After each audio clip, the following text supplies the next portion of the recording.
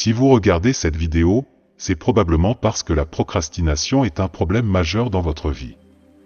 Dans mon cas, la plupart de mes problèmes découlaient de la procrastination.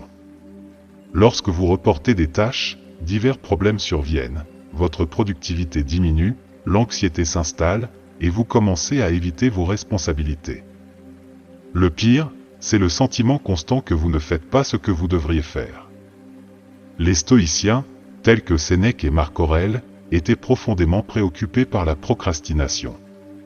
Ils comprenaient l'importance de la discipline, un sujet que j'approfondis dans ma vidéo sur la discipline, que je recommande de regarder après celle-ci, car la discipline et la surmonte de la procrastination vont de pair. Malgré ces défis, si vous regardez cette vidéo, c'est parce que vous voulez changer, devenir plus productif et prendre le contrôle de votre esprit et de vos actions. Surmonter la procrastination vous apportera également plus de bonheur, car vous vous sentirez en paix avec vous-même lorsque vous agirez de manière responsable. Il peut sembler incroyable que Marc Aurèle, empereur romain et philosophe stoïcien, ait eu le même nombre d'heures dans une journée que vous et moi pour accomplir ses devoirs. Comment a-t-il réussi à gouverner l'immense et puissant empire romain, à être philosophe, écrivain, à prendre soin de sa femme, à créer des lois, à assister à des procès, à diriger des armées, à guider le peuple romain à travers une terrible pandémie, tout en restant juste et en évitant les vices auxquels d'autres empereurs ont succombé? La clé du succès de Marc Aurèle résidait dans sa routine et le développement d'habitudes qui l'aidaient à surmonter la paresse et la procrastination. Dans mon propre parcours, j'ai découvert cette astuce qui m'ont aidé à éviter la procrastination, et je les diviserai en deux parties. La première partie se concentrera sur la préparation de l'esprit pour surmonter la procrastination, et la deuxième partie abordera les actions pour vaincre la procrastination. Partie 1. Préparer l'esprit. 1. Changer de focus. La procrastination, un défi omniprésent dans nos vies modernes, est souvent associée au luxe de pouvoir reporter des tâches. Ce phénomène est souvent considéré comme un problème du monde développé, une conséquence du confort et de la commodité dont jouissent de nombreuses personnes. Pour approfondir cette question, il est essentiel de comprendre les bases psychologiques qui contribuent à la procrastination et d'explorer des stratégies efficaces pour la surmonter. La procrastination a tendance à prospérer dans des environnements où les individus ont le privilège de retarder des responsabilités sans conséquences immédiates. Dans le contexte de nos vies modernes et trépidantes, ce comportement peut entraver la croissance personnelle et professionnelle. Reconnaissant cela, une stratégie puissante pour lutter contre la procrastination consiste à changer de focus et à cultiver un sentiment accru d'urgence. Pour mettre en œuvre cette stratégie, considérez l'efficacité de fixer des délais personnels. Plutôt que de compter uniquement sur des délais externes imposés par le travail ou d'autres obligations, établir des échéances internes crée un sentiment de responsabilité et d'urgence. Cette pression auto-imposée peut servir de motivateur pour initier et accomplir des tâches de manière opportune. Poussant le concept de responsabilité personnelle un peu plus loin, une autre approche efficace implique l'introduction de conséquences sociales. En informant un ami ou un membre de la famille de vos objectifs et en vous engageant à leur donner une somme d'argent prédéterminée si vous ne parvenez pas à accomplir une tâche à une date spécifiée, vous introduisez une conséquence externe qui donne du poids à vos engagements. L'introduction d'une conséquence financière crée un coût tangible et immédiat associé à la procrastination. Cela renforce non seulement le sentiment d'urgence, mais introduit également un élément de responsabilité envers quelqu'un d'autre que vous-même. La perspective de décevoir ou d'embarrasser un ami ou un membre de la famille peut devenir un puissant motivateur, vous poussant à surmonter la procrastination et à respecter vos engagements. En résumé, changer de focus pour surmonter la procrastination implique une approche multifacette. En reconnaissant la nature du monde développé de ce défi, en fixant des délais personnels et en introduisant des conséquences sociales, vous créez une stratégie solide qui adresse les causes profondes de la procrastination.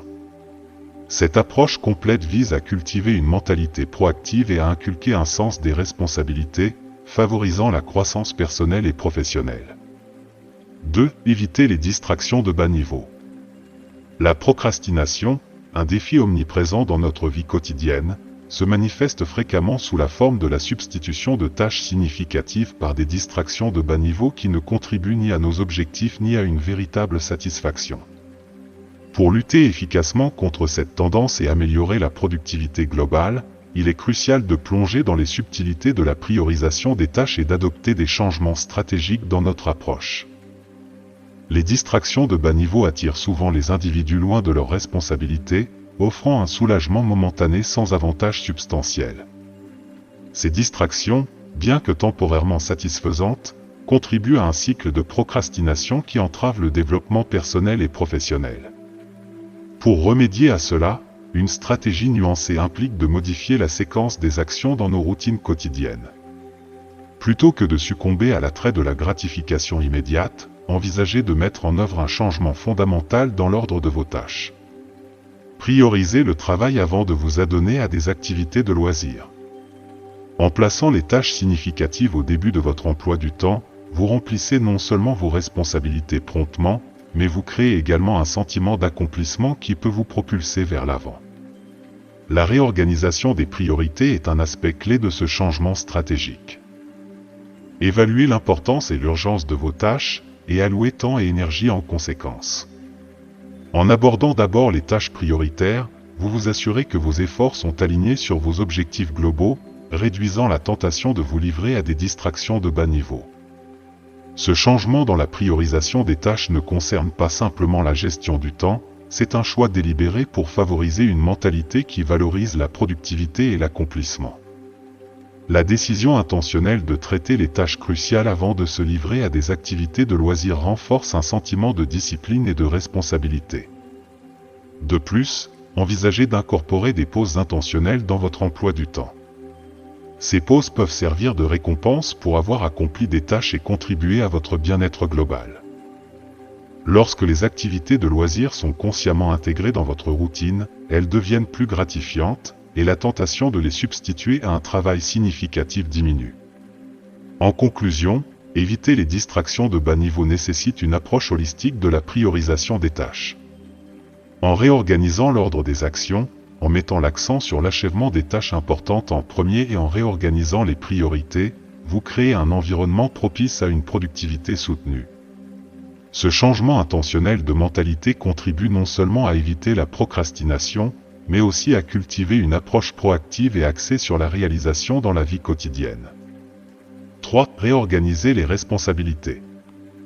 Dans la toile complexe de nos vies quotidiennes, naviguer à travers des tâches difficiles ou chronophages peut souvent sembler être une entreprise écrasante. Une stratégie efficace pour conquérir ce sentiment d'oppression est d'adopter une approche méthodique de la gestion des tâches en réorganisant les responsabilités. En décomposant des tâches complexes en parties plus petites et plus gérables, les individus peuvent améliorer leur capacité à se concentrer, accroître leur productivité et finalement surmonter la nature redoutable des objectifs globaux. La première étape de ce processus implique une analyse délibérée de la tâche à accomplir. Identifier les composants spécifiques, les étapes ou les phases qui constituent la responsabilité plus vaste. En décomposant la tâche en ses parties constitutives, vous obtenez une compréhension plus claire de sa complexité et pouvez élaborer un plan structuré pour son exécution. Une fois que la tâche a été décomposée en éléments plus petits, la phase suivante consiste à se concentrer sur chaque partie individuellement. Cette approche microscopique permet une attention concentrée sur des aspects spécifiques de la tâche, minimisant la charge mentale associée au projet global. La décomposition des responsabilités permet aux individus d'allouer leur énergie et leur concentration de manière plus efficace, facilitant une approche plus nuancée et approfondie de chaque composant. Cette décomposition stratégique simplifie non seulement l'exécution de la tâche, mais procure également un sentiment d'accomplissement après chaque sous-tâche terminée. L'effet cumulatif de ces réalisations contribue à un cercle vertueux, renforçant la motivation et atténuant le sentiment d'être submergé. De plus, le progrès incrémental réalisé grâce à cette approche méthodique sert d'indicateur tangible de l'avancement vers l'objectif ultime. Chaque sous-tâche accomplie devient un bloc de construction, construisant progressivement l'objectif plus large. Cela non seulement insuffle un sentiment de contrôle et de maîtrise sur la charge de travail, mais renforce également la confiance en la capacité à relever des défis redoutables. En essence, réorganiser les responsabilités en décomposant les tâches est un outil puissant dans la lutte contre la procrastination et le stress lié aux tâches. En se concentrant sur des parties gérables, les individus peuvent naviguer à travers les subtilités de responsabilités complexes avec plus de facilité, favorisant une mentalité proactive et axée sur la réalisation face à des entreprises redoutables. Partie 2. Passer à l'action. 4. Faire le premier pas. La procrastination, un adversaire redoutable dans la quête de productivité, repose souvent sur la réticence à faire ce premier pas. Pour les procrastinateurs, l'inertie du commencement d'une tâche peut être la barrière la plus redoutable. Pour triompher de ce défi, il est essentiel d'adopter une stratégie délibérée, se forcer à faire le premier pas, en contournant les considérations de temps ou de difficulté. Reconnaissant le rôle crucial de ce geste inaugural, il agit comme un catalyseur, générant l'impulsion nécessaire pour les phases suivantes de la tâche.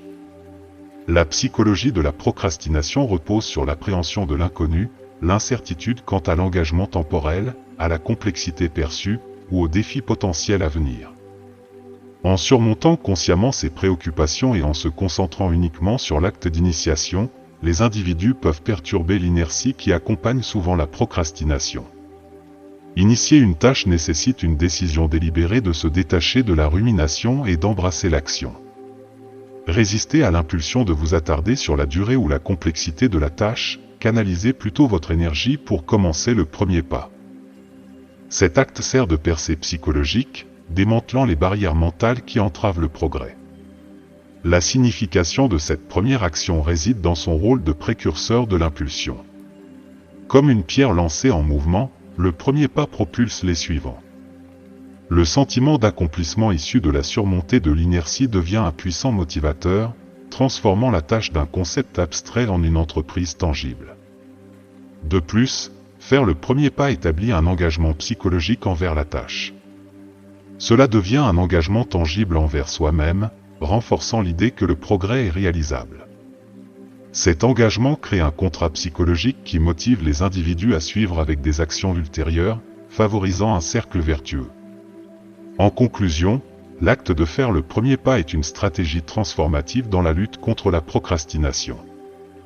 En initiant consciemment une tâche sans succomber au fardeau du temps et de la difficulté, les individus ouvrent la voie à la productivité.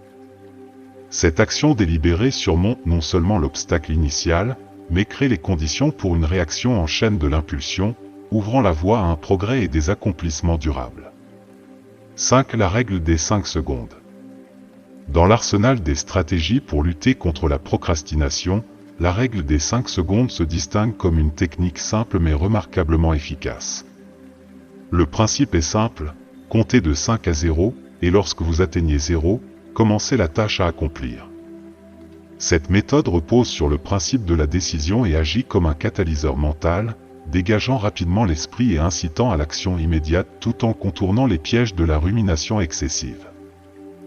La procrastination trouve souvent ses racines dans l'hésitation et la délibération qui accompagnent la contemplation des tâches. La règle des 5 secondes sert d'antidote pratique à cette tendance en introduisant un décompte structuré, offrant une fenêtre d'opportunité pour surmonter les doutes et initier l'action. Le fait de compter crée un sentiment d'urgence, interrompant le cycle de l'indécision. À mesure que le décompte progresse, l'esprit est contraint de passer de la contemplation passive à l'engagement actif. Cette transition délibérée déclenche un changement d'état mental, redirigeant la focalisation des obstacles potentiels ou des complexités de la tâche vers l'action décisive requise. De plus, la brièveté du décompte prévient une rumination prolongée.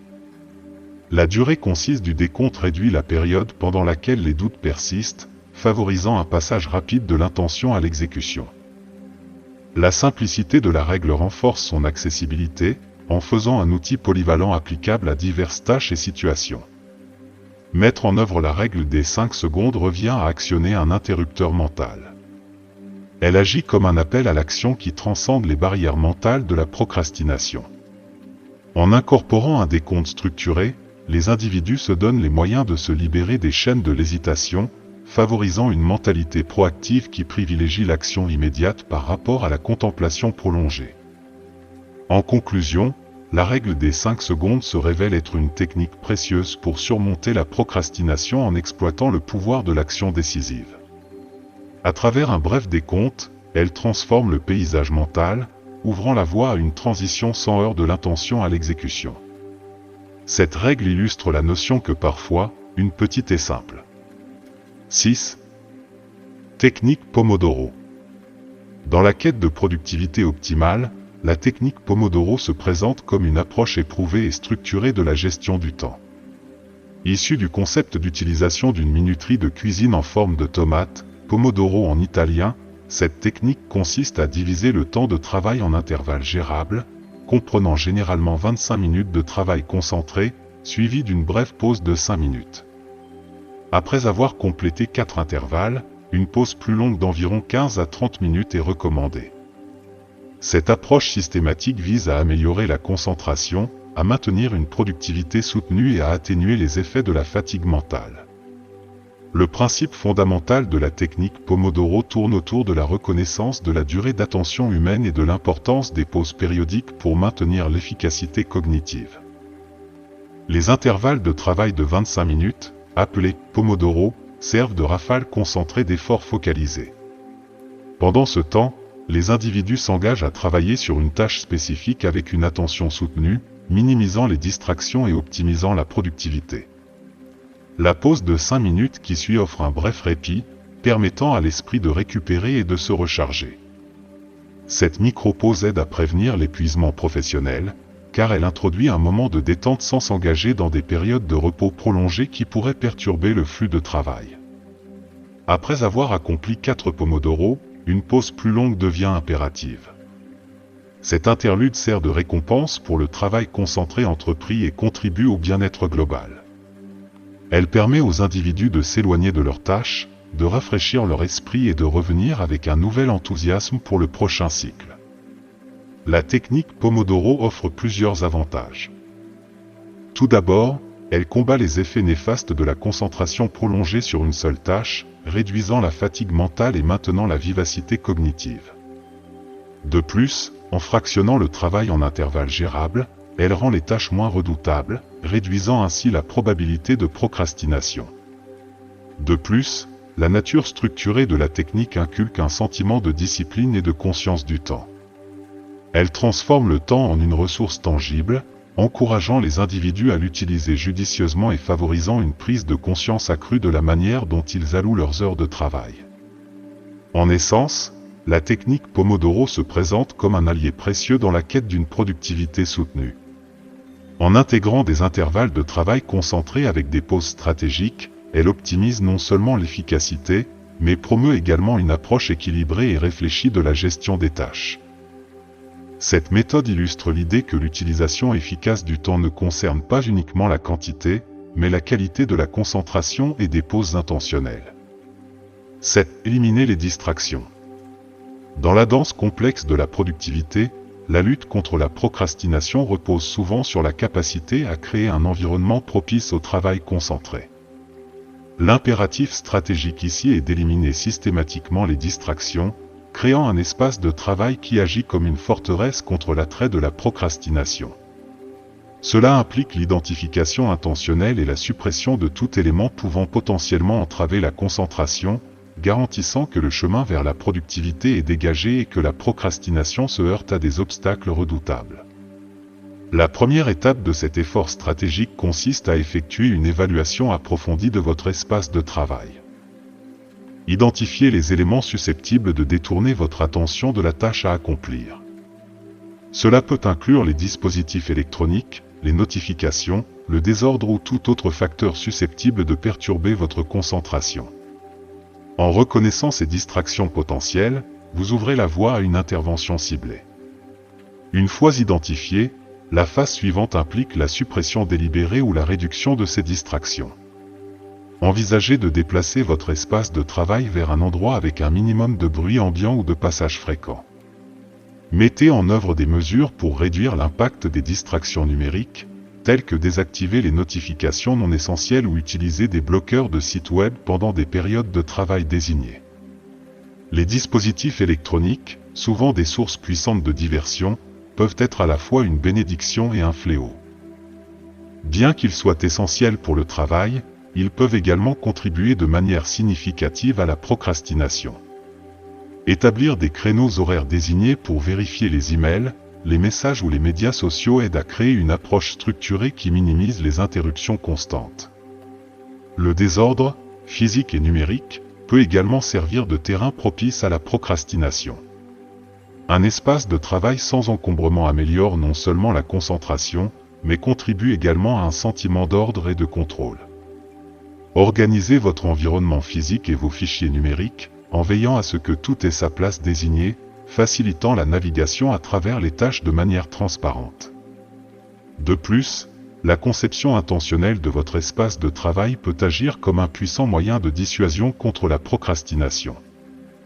Envisagez d'incorporer des éléments qui inspirent la concentration et la créativité tout en éliminant ceux qui favorisent la distraction. Personnalisez votre espace de travail avec des citations motivantes, des plantes ou des couleurs apaisantes peut contribuer à un environnement de travail positif et propice. En essence, l'élimination stratégique des distractions est une approche proactive pour fortifier votre espace de travail contre l'intrusion de la procrastination. En identifiant et en atténuant systématiquement les diversions potentielles, vous créez un environnement qui privilégie la concentration et la productivité. Cette curation intentionnelle de vos alentours ne réduit pas seulement l'attrait de la procrastination, mais cultive également un espace propice à une concentration soutenue et à la réalisation. Alors que nous concluons cette exploration des stratégies pour vaincre la procrastination, il est crucial de souligner le rôle indispensable de la discipline dans la mise en œuvre de ces tactiques pour obtenir des résultats tangibles. Ces méthodes, bien que puissantes, reposent fortement sur la volonté de changer et sur l'engagement à cultiver une mentalité proactive. Sans discipline, l'efficacité de ces astuces pourrait être diluée, et les résultats souhaités pourraient rester hors de portée. La discipline agit comme la pierre angulaire du changement transformateur. C'est la force motrice qui permet aux individus de mettre en œuvre de manière constante les stratégies discutées ici. Que ce soit pour fixer des échéances personnelles, réorganiser les responsabilités ou utiliser des techniques comme la méthode Pomodoro, la discipline fournit la structure et la résolution nécessaires pour naviguer dans la complexité de la procrastination. En l'absence d'une volonté résolue de changer, ces méthodes risquent de devenir de simples concepts théoriques plutôt que des outils concrets. La discipline comble le fossé entre l'intention et l'action, garantissant que les stratégies présentées deviennent des composantes intégrales de la routine quotidienne. Votre rétroaction est inestimable dans ce parcours vers une productivité accrue. Si vous avez trouvé ces astuces utiles ou si vous avez des stratégies supplémentaires à partager, prenez un moment pour commenter ci-dessous. Vos idées contribuent à un pool collectif de sagesse, favorisant une communauté dédiée au développement personnel et professionnel. N'oubliez pas d'exprimer votre soutien en aimant ce contenu, en vous abonnant pour les mises à jour futures et en activant la cloche de notification pour rester informé. Votre engagement alimente non seulement la poursuite du contenu précieux, mais crée également un échange dynamique d'idées au sein de notre communauté. Pour une expérience plus interactive, n'hésitez pas à me rejoindre sur Instagram. Je suis ouvert à l'opportunité d'interagir plus étroitement avec vous, en répondant à vos questions et en fournissant des idées supplémentaires. Avant de partir, envisagez d'explorer 2 vidéos de sagesse stoïcienne qui explorent des philosophies intemporelles. Ces vidéos servent de réservoir supplémentaire d'inspiration et de conseils. Jusqu'à ce que nos chemins se croisent à nouveau, rappelez-vous que la discipline est la boussole qui vous guide vers une transformation durable. Embrassez-la, appliquez ces stratégies de manière cohérente et observez les changements profonds qu'elles peuvent apporter à votre vie. À la prochaine!